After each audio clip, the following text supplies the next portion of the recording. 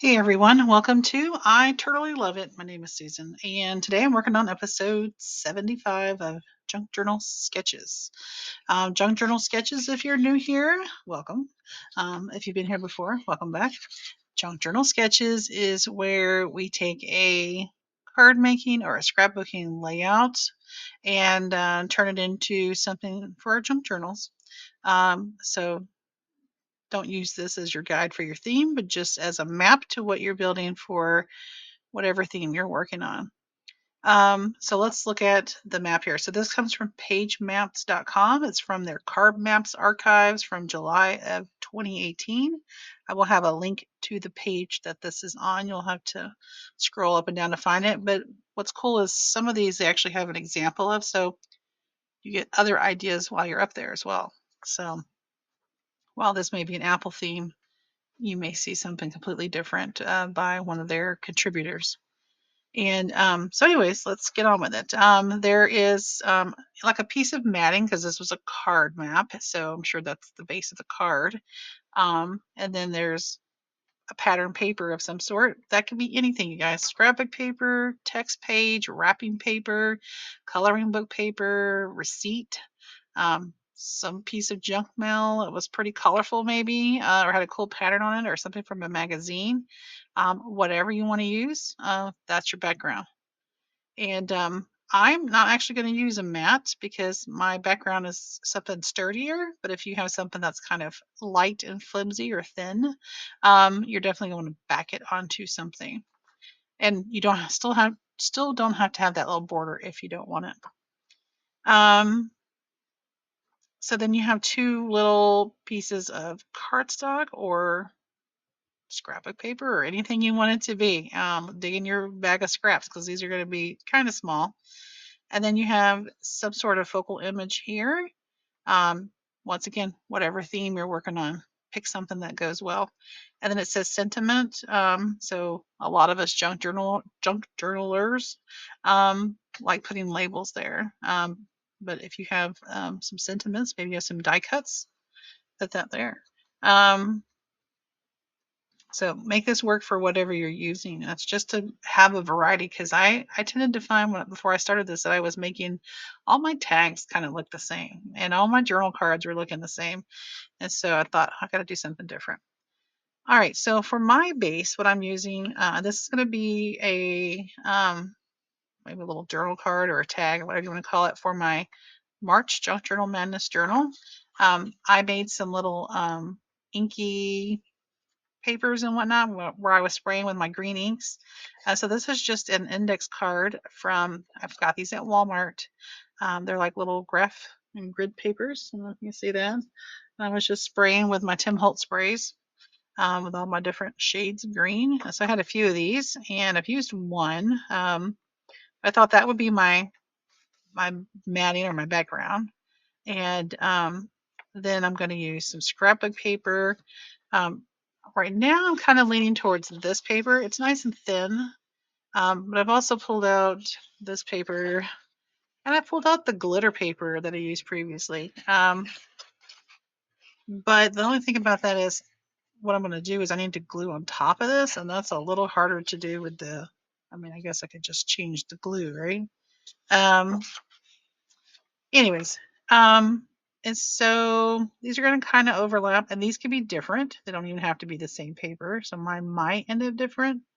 If you have some digital papers, like I even have some leftover digital background paper from my digital kit that I'm using from Stacy from Crafty Dragons. Maybe you have some jelly printing papers, whatever.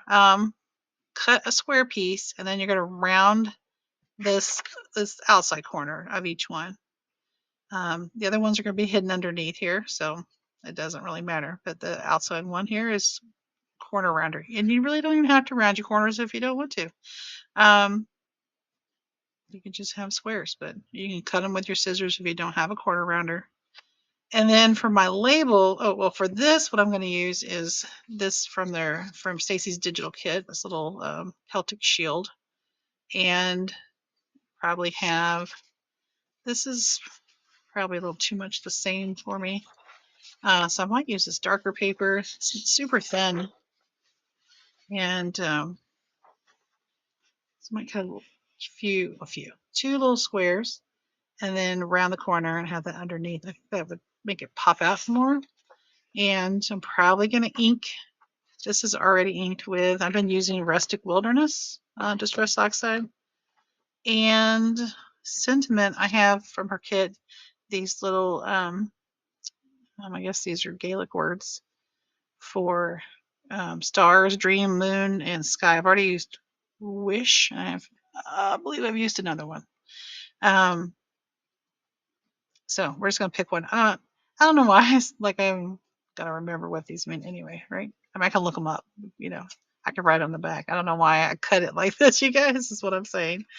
Anyways, I'll put that on there. It may not be sitting on the paper. It may actually be down here. So adjust the map as you need to. This kind of just, like I said, gets you out of making your stuff look all the same. Okay, guys. So gonna put this on fast forward. So sit back, relax, enjoy some tunes, and let's get cracking.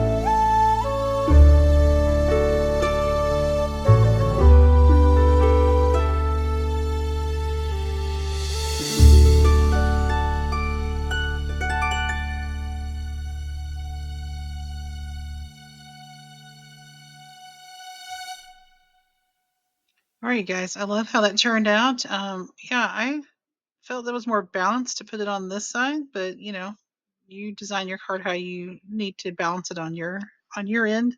Um, but simple, easy.